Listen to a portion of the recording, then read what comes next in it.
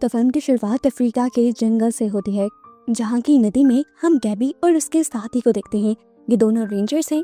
ये लोग जंगल में अपना मिशन करने के लिए आए थे और जल्द ही इन्हें मिशन कंप्लीट करके यहाँ से जाना। गैबी अपनी ड्रोन कैमरा से जंगल में आसपास नजर रख रही थी और एकदम से उसके ड्रोन कैमरा की किसी के साथ टक्कर हो जाती है और उसका ड्रोन गिर जाता। गैबी कहती है कि मुझे अपना ड्रोन वापस लेना है। वो 2 किलोमीटर ही दूर गिरा होगा। हालांकि उसका साथी उसे वार्न भी करता है कि इस जंगल से कोई भी बचकर कभी वापस नहीं आया।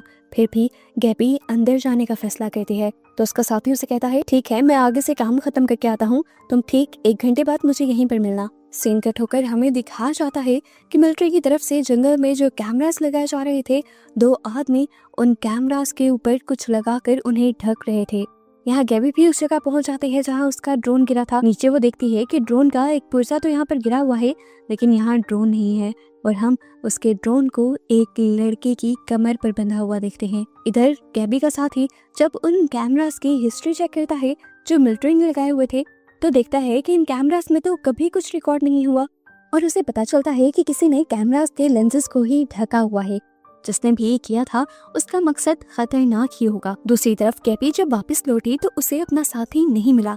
इससे पहले कि वो कुछ कहती, उसे जंगल से अजीब आवाज सुनाई देती है जिसका वो पीछा करने लग जाती है बिना ये सोचे कि ये कितना खतरनाक हो सकता है। कुछ ही दूर जाने पर उसका पाँव एक रस्सी से टकरा जाता है जो कि दरअसल एक ट्रैप था और उस ट्रैप में फंसकर गैबी बुरी तरह जख्मी हो जाती है। गैबी को बहुत दर्द हुआ था। उसने मदद बुलाने के लिए रेडियो से अपने साथी को भी कॉल करने की कोशिश की, पर किसी ने उसकी आवाज नहीं सुनी और तभी उसे ऐसा महसूस हुआ कि जैसे कोई इंसान उसके पास से भाग कर गया हो। उसने हिम्मत की, अपने पाँव से उस लकड़ी के टुकड़े को निकाला और उस आदमी का पीछा करने लग गई, लेकिन पाँव के दर्द की वजह से वो उस तक पहुंच नहीं पाई। उसने देखा कि जंगल में एक तरफ लाल रोशनी फैलने लगी है, जबकि यहाँ पर उसका साथ अब उसे ढूंढने की कोशिश कर रहा है। हम देखते हैं कि गैबी उस लाल लाइट की तरफ अट्रैक्ट होती चली जाती है।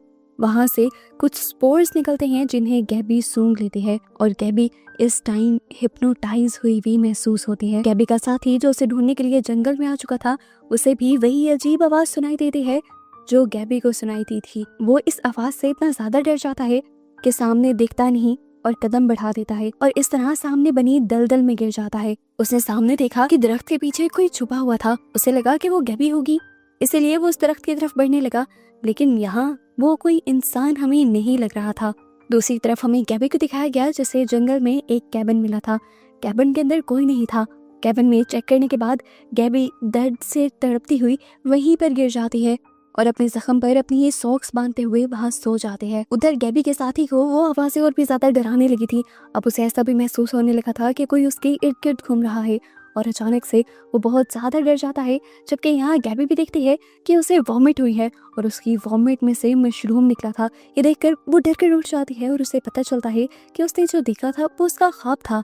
और तभी यहाँ पर 2 आदमी आ जाते हैं। वो आदमी गैबी को देखकर घबराता नहीं है, बल्कि उसके पाँव पे लगे हुए जख्म को देखते हुए कहता है कि तुमने हमारा ट्रैप खराब कर दिया है। अब वो आदमी गैबी को कुछ खाने के लिए भी देते हैं और उसके पाँव की पट्टी भी कर। ये आदमी गैबी से पूछते हैं कि तुम शहर से आई हो और यहाँ पर क्या करने आई हो। गैबी कहती है, नहीं, हम रेंजर स्टेशन से आए हैं और यहाँ पर हम रूटीन चेकिंग कर रहे हैं। अब वो आदमी जिसका नाम बैरन है वो गैबी से पूछता है, और कितने रेंजर्स हैं यहाँ पर। गैबी बताती है, बस हम 2। सीन्स गैबी के दूसरे साथी की तरफ शिफ्ट हो जाते हैं जो उन क्रिएचर्स से छुपा हुआ था। जो क्रिएचर्स उसके पीछे थी, उसे ऐसा महसूस हो रहा था कि जैसे कोई उसके बहुत करीब आ रहा है। डरते हुए उसने पीछे मुड़कर देखा, वहाँ पर कोई इंसान जैसे दिखने वाली क्रिएचर थी जिसके सर पर मशरूम उगे हुए थे और वो उल्टा होकर चल रहा था। उस आदमी का बस ये देखना था कि उसने कुछ नहीं सोचा और वो वहां से भाग गया। रात होने पर जंगल में उन क्रिएचर्स की खौफनाक आवाजें फैलने लगी थी। गैबी ने कंफ्यूज होकर उन दोनों से पूछा, ये कैसी आवाजें हैं? तो उन्होंने कहा कि ये जानवरों की आवाजें हैं। जिसके बाद वो दोनों बाप बेटा बैठकर अजीबोगरीब प्रेयर्स करने लग गए।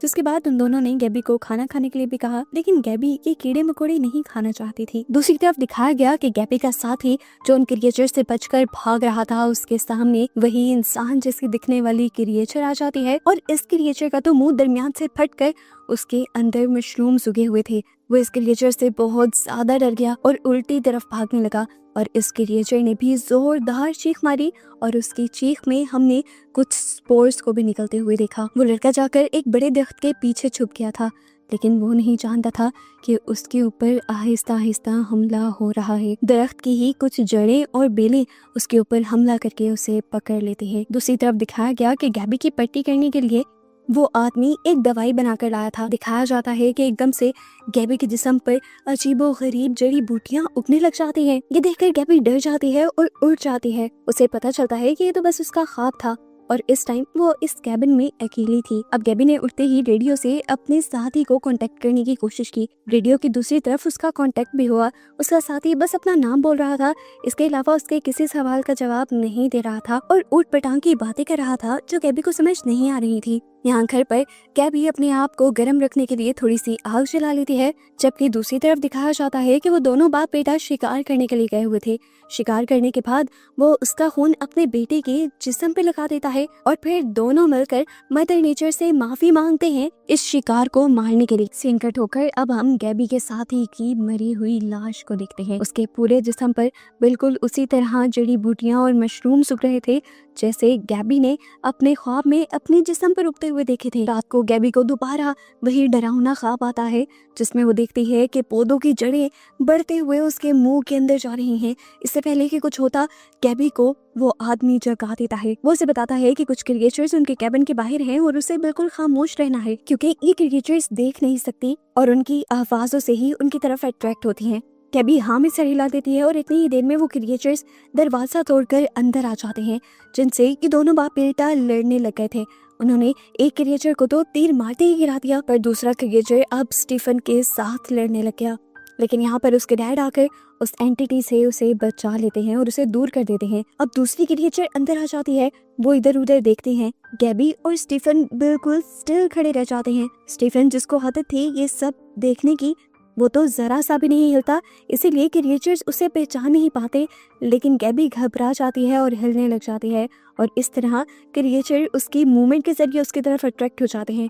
इससे पहले कि वो क्रिएचर उसे मार देता, स्टेफन पीछे से आकर अपना चाकू उस क्रिएचर की कब्र में स्टैब कर देता है और इसके बाद पीछे से ही खड़े होकर वो हाथ आगे कर उसके दिल में अपना चाकू स्टैब करते हुए उसे मार देता है। जिसके बाद ये दोनों बाकी आने वाले क्रिएचर्स को भी एक बड़े डंडे से मारते हुए बाहर फेंक देते हैं और ये लोग दरवाजा बंद कर देते हैं। स्टीफन देखता है कि गैबी के जिस्म पर उसे क्रिएचर का खून गिरा हुआ था, इसलिए वो जल्दी से खुद गैबी के कपड़े उतार देता है और उसकी पूरी बॉडी को साफ करने लगता है। गैबी की तबीयत बिगड़ जाती है और गैबी यहाँ पर बेहोश हो जाती है और यहाँ पर स्टीफन के डैड देखते हैं कि इस मरतबा उसे भी इस लड़ाई में चोट आ गई थी। गैबी को जब होश आता है तो ये आदमी गैबी को बताता है कि ये क्रिएचर्स ह्यूमनॉइड फंगस हैं। वो बताता है कि ये इंसानों के ऊपर हमला करते हैं और इंसानों के ही जिस्म के जरिए जिंदा रहते हैं। वो गैबी को बताता है कि ये क्रिएचर्स इंसानों से भी कई हजारों साल पुरानी है और इनकी तादाद दुनिया के सभी ऑर्गेनिज्म से ज्यादा है। ये लोग पहले छुप कर रहते थे पर अब ये बाहर निकल आए हैं और सभी इंसानों को अपने जैसा बनाने के लिए तैयार है। गैबी को उसकी बातों पे यकीन नहीं आता तो बेनेट कहता है कि इंसान होते ही बेवकूफ हैं और तुम भी ऐसे ही इंसानों में से एक हो। खैर आज रात ये सारे सो जाते हैं और रात में दोबारा गैबी को एक डरावना ख्वाब आता है जहाँ पर वो जंगल के बिल्कुल बीचों बीच एक बहुत बड़े दरख्त के सामने खड़ी है। एकदम से कोई पीछे से उसे हाथ लगाता है और तभी उसकी गर्दन पर वो फंगस हमला कर देती है और गैबी डरकर उठ जाती है। उसने देखा कि इस टाइम स्टीफन उसके साथ बैठा हुआ था, इसीलिए वो खुद ही रिलैक्स हो गई। स्टीफन से बातें करने लगी और उसने स्टीफन को अपना फोन भी दिखाया और यहाँ पर इन दोनों ने पिक्चर्स भी ली। फोन को देखकर स्टीफन काफी ज्यादा हैरान हो रहा था, लेकिन तभी अचानक उसके डैड आकर उसके हाथ से फोन लेकर फेंक देते हैं। वो स्टीफन से कहते हैं कि गैबी एक मॉन्स्टर है, ये तुम्हें खतरा पहुंचाएगी और उससे दूर रहो। ये दोनों कैबिन से बाहर निकल जाती हैं और गैबी अपने टूटे हुए फोन के टुकड़े समेटते हुए उन्हें जब जोड़ रही होती है तो उसे बिस्तर के नीचे से एक बुक मिलती है जिसे स्टीफन के डैड लिख रहे थे। जबकि जंगल में अब हमें दिखाया जाता है कि जो दरख्त गैबी के ख्वाब में आया था उसी दरख्त के सामने इस टाइम वो आदमी खड़ा हुआ था। ये आदमी अपना थोड़ा सा ब्लड इस दरख्त के अंदर देता है और देखता है कि दरख्त के अंदर छोटे छोटे मशरूम्स उगे हुए थे। दरख्त के अंदर से एक अजीब किस्म की रोशनी निकल रही थी और कुछ स्पोर्स भी उड़ रहे थे, जैसे दरख्त के अंदर की दुनिया ही अलग हो। वो अब दरख्त के अंदर हाथ डालकर 2 मशरूम्स तोड़ लेता है, एक खुद खाता है और एक अपने बेटे को खिलाता है। और जब ये लोग वापस आते हैं तो वो देखते हैं कि गैबी उसकी लिखी हुई बुक पढ़ रही थी और इसी टाइम वो लोग ये भी नोटिस करते हैं कि अब गैबी के पूरे जिस्म पर इन्फेक्शन फैल गई थी। उसकी बॉडी में से भी अब मशरूम सूख रहे थे, बिल्कुल उसी तरह जैसे उसने ख्वाब में देखे थे। ये देखकर गैबी घबरा जाती है और अपने हाथ से अपनी बॉडी पे उगने वाले मशरूम्स को साफ करने की कोशिश करती है। ये लोग क्योंकि जानते थे कि गैबी इन्फेक्टेड हो गई है, इसीलिए वो फौरन उसे यहाँ से भाग जाने को कहते हैं। स्टीफन को अपने डैड का फैसला अच्छा नहीं लग रहा था, लेकिन वो खामोश रहता है। जाने से पहले स्टीफन उसके लिए बहुत ज्यादा परेशान था। वो उसके हाथ को लिक भी करता है ताकि वो इन्फेक्शन उससे दूर हो सके, और फिर उसे टेंशन में गले भी लगा लेता है। इतनी देर में स्टीफन के डैड अंदर आकर कहते हैं, चलो चलने का टाइम हो गया है। ये लोग उसे जंगल से बाहर तक छोड़ने के लिए जाते हैं। जंगल से गुजरते हुए उसे अजीबोगरीब आवाजें आती हैं, तो वो उन आवाज़ों का पीछा करने लग जाते हैं। एक दरख्त के पास से गुजरते हुए वो मिलिट्री के लगाए कैमरास में से मेमोरी कार्ड निकालती है, और थोड़ा ही आगे बढ़ने पर उसे अपने साथी की लाश नजर आती है, जिसकी पूरी बॉडी पर अब मशरूम उग चुके थे। गैबी जब उसके पास जाती है और उसे टच करने की कोशिश करती है, तो गैबी को पता चलता है कि उसका साथी अभी भी जिंदा था। उसका साथी रोते हुए उसे कहता है, प्लीज मुझे मार दो, मुझे इस दर्द में नहीं रहना। लेकिन गैबी उसे कहती है, नहीं, मैं तुम्हें यहाँ से रेस्क्यू करके लेकर जाऊंगी, हम हॉस्पिटल जाएंगे, तुम ठीक हो जाओगे। इन लोगों की बातों के दौरान पीछे से बैरन उसे मारने की कोशिश भी करता है, क्योंकि वो जानता था कि ये इन्फेक्शन ठीक नहीं हो सकती। पर गैबी उसे रोक देती है और उससे पूछती है, बताओ क्या ये सब ठीक करने का कोई और रास्ता नहीं है। बैरन चुप करके अपना एरो उस आदमी के हाथ में पकड़ा देता है, और वो आदमी उस एरो को अपने मुंह के अंदर स्टैब करते हुए अपनी जान ले लेता है। और अपनी साथी की अपनी आंखों के सामने मौत देखकर गैबी पूरी तरह टूट जाती है। उसकी रोने की आवाजों से यहाँ पर बहुत सारी क्रिएचर्स अट्रैक्ट हो जाती हैं, और बैरन फौरन अपनी जान बचाने के लिए गैबी को यहाँ से भागने को कहता है। केविन में पहुंचते ही ये लोग स्टीफन को जगाते हैं, और स्टीफन गैबी को वापस देखकर काफी ज्यादा खुश हो जाता है। यहाँ पर बैरन पैनिक हुए अंदाज में सारी खिड़कियां दरवाजे बंद करने लगता है, क्योंकि क्रिएचर्स अभी भी इनके कैबिन की तरफ बढ़ रहे थे। खैर रात हो जाती है और हम देखते हैं कि आधी रात में गैबी जब डर कर उठती है तो देखती है कि सच में अब उसकी बॉडी में भी छोटे छोटे मशरूम्स और फंगस पैदा होने लगे थे। वो बैरन से कहते हैं, मैं जानती हूँ कि तुम्हारे पास कोई ना कोई मेडिसिन जरूर है जिसकी वजह से तुम लोग इस इन्फेक्शन से इन्फेक्टेड नहीं हो। लेकिन बैरन उसकी बात का कोई जवाब नहीं देता और इस जगह को छोड़ जाता है। गैबी स्टीफन से पूछती है कि तुम्हारे डैड कहाँ गए हैं इस टाइम, तो वो बताता है कि वो इस टाइम प्रे करने गए हैं। अब गैबी स्टीफन से बातें करने लग जाती है और वो उससे पूछती है कि तुम्हारी मॉम कहाँ पर है। स्टीफन बताता है कि उसकी मॉम जंगल में है। गैबी को ये बात सुनकर काफी अजीब लगता है, उसे स्टीफन की बात समझ नहीं आती। तो ये लड़का कहता है, मैं तुम्हें दिखाऊंगा। ये लोग बातें करते हैं और गैबी स्टीफन को मनाती है कि तुम मेरे साथ बाहर की दुनिया में चलो, मैं तुम्हें एक रेंजर बना दूंगी और वहाँ की जिंदगी यहाँ से बहुत बेहतर होगी। तब स्टीफन उससे कहता है, नहीं, मैं नहीं जाऊंगा, क्योंकि मेरे डैड कहते हैं कि एक दिन हम सब मर जाएंगे और वो दिन बहुत जल्दी आ जाएगा। सीन कट होकर हम स्टीफन के डैड को देखते हैं, जो उसी दरख्त के सामने बैठा प्रेयर से कर रहा था कि एकदम से उस दरख्त के पीछे रेड लाइट निकलने लगती है और वो घबरा कर घर आ जाता है। घर आने पर भी उसके चेहरे के रंग उड़े हुए थे और वो बहुत ज्यादा डरा हुआ दिख रहा था। अगले सुबह होते ही वो आदमी स्टीफन को लेकर उस दरख्त के सामने जाता है और अपना रोज वाला रिचुअल करता है। अपने खून के कुछ कतरे उस दरख्त में डालता है और वहां से मशरूम लेकर एक खुद खाता है और एक अपने बेटे को खिलाता है। जबकि यहाँ गैबी जब सोकर उठती है तो देखते हैं कि इन्फेक्शन उसकी बॉडी में बहुत तेजी से फैल रहा था और अब उसकी बॉडी में बहुत सारे मशरूम्स और चीजें उग गई थी। बैरन और स्टीफन घर की तरफ बढ़ने लगते हैं और बैरन नोटिस करता है कि आज स्टीफन बहुत तेजी से घर की तरफ भाग रहा था और घर आते ही वो जल्दी से गैबी को किस कर देता है। दरअसल वो अपने मुंह में रखा हुआ मशरूम गैबी को देना चाहता था जो उसके डैड ने उसे दिया था। गैबी समझ जाती है कि ये वही दवाई है जिससे इन्फेक्शन नहीं फैलता।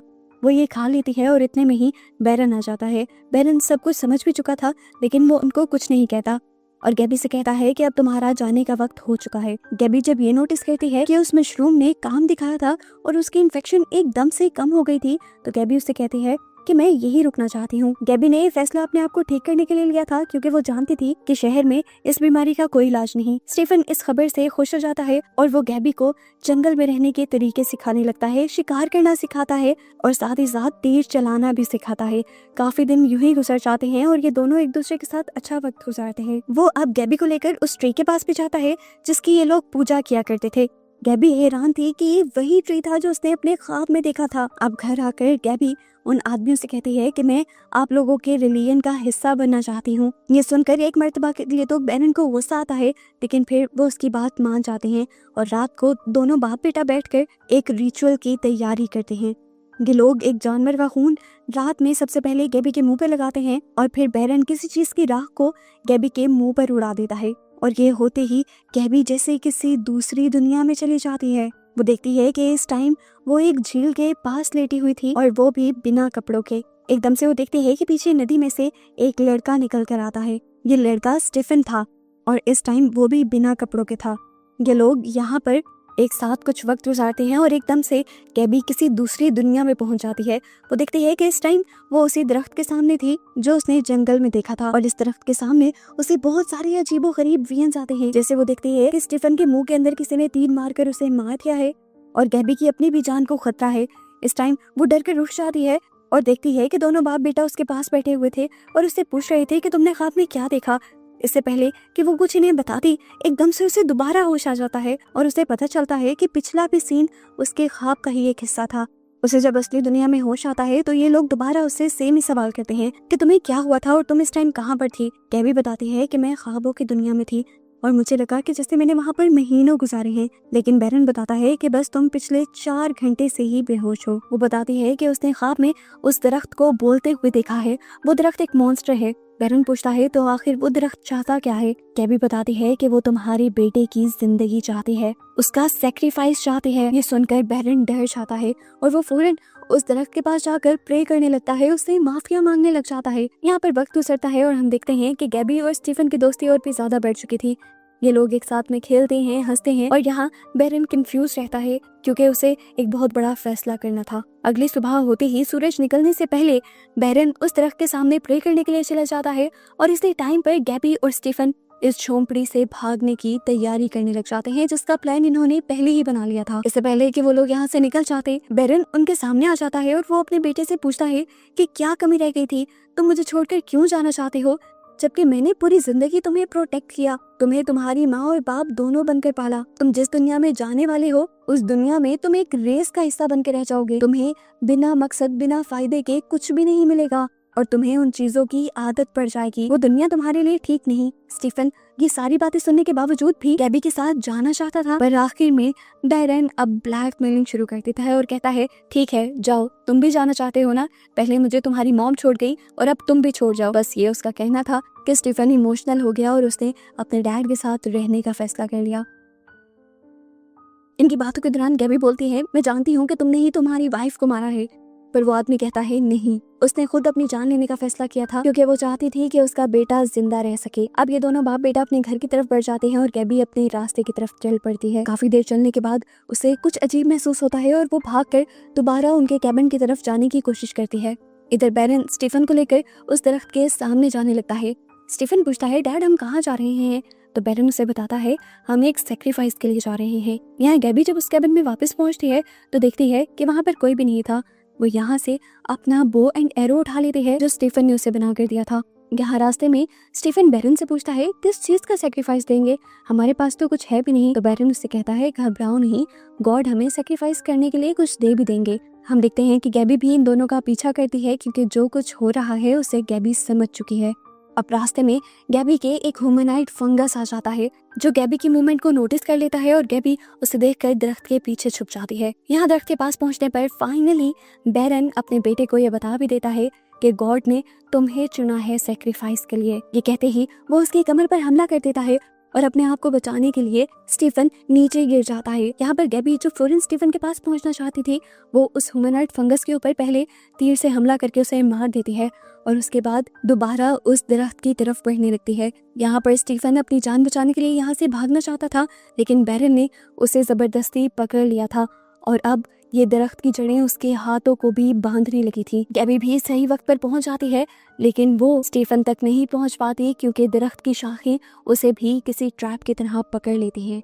गैबी इन शाखों में से भी अपने आप को निकाल लेती है और जल्दी से बैरन के ऊपर एक एरो से शूट करती है। इस हमले से बैरन ज्यादा जख्मी नहीं होता और वो गैबी के ऊपर ही हमला करता है, जिसकी वजह से गैबी नीचे गिरकर बेहोश हो जाती है। और इससे पहले कि बैरन गैबी को पूरी तरह मार देता, उसे बचाने के लिए पीछे से स्टीफन अपने ही डैड के ऊपर हमला कर देता है। यहाँ गैबी के मुंह के ऊपर अब एक ह्यूमनॉइड फंगस आ गया था जो उसके ऊपर हमला करने ही वाला था कि तभी स्टीफन ने दोबारा आकर गैबी की जान बचाई। स्टीफन जब इन ह्यूमनॉइड फंगस से लड़ रहा था तब बैरन गैबी को बालों से पकड़कर घसीटते हुए यहाँ से ले जाने लगता है। गैबी को दरख्त के सामने लिटाकर वो कुल्हाड़ी से उसके ऊपर हमला करने ही वाला था कि पीछे से कोई उसके ऊपर हमला कर चुका था। फ्लैशबैक में कुछ मिनट पहले के सीन्स दिखाए जाते हैं जब स्टीफन उन क्रिएचर्स से लड़कर बहुत ही बहादुरी से उन क्रिएचर्स को मारने में कामयाब हो जाता है और भागते हुए गैबी तक पहुंचता है, जहां वो दिखता है कि उसके डैड गैबी को मारने वाले हैं। इसीलिए वो फौरन पीछे से अपने डैड के ऊपर अपने एरो से हमला कर देता है।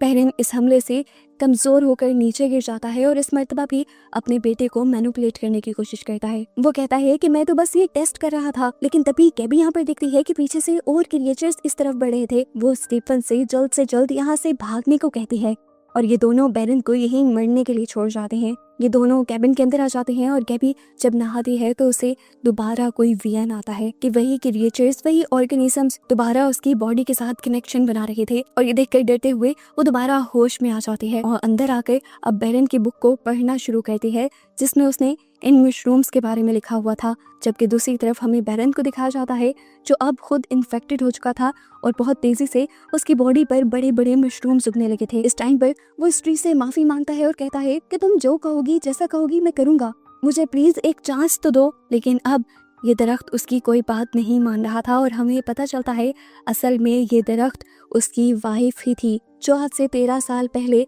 इस बड़ी सी क्रिएचर में बदल गई थी। आज उसकी वाइफ उसे वो मशरूम नहीं देती जिससे वो इन्फेक्शन कंट्रोल हो सकती थी और इस तरह बेरेन पूरी तरह इन्फेक्टेड होकर उसी ह्यूमनॉइड क्रिएचर में बदल जाता है। सीन कट होकर हमें घर के अंदर गैबी को दिखाया जाता है जिसकी पूरी बॉडी भी अब फंगस में बदल गई थी। इन्फेक्शन उसकी बॉडी में बुरी तरह फैल गया था और वो अब आहिस्ता आहिस्ता मर रही थी। मरने से पहले गैबी स्टीफन से कहती है कि तुम हंसती दुनिया में चले जाओ, लेकिन वो उसे छोड़कर नहीं जाना चाहता था। कुछ दिन गुजर जाते हैं, इन्फेक्शन इतनी ज्यादा बढ़ जाती है कि गैबी का जिंदा रहना भी मुश्किल हो जाता है और वो इस दर्द से छुटकारा पाने के लिए स्टीफन से कहती है कि मुझे मार दो। उसकी तकलीफ को देखते हुए आखिर स्टीफन को भी उसे मारना पड़ता है।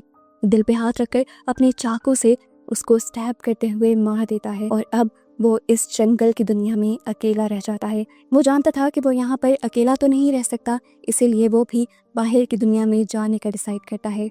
मूवी के पोस्ट क्रेडिट सीन में हम स्टीफन को एक होटल पर खाना खाते हुए देखते हैं और जो खाना वो छोड़कर जाता है हम देखते हैं कि उस खाने में फौरन फंगस लग जाते हैं।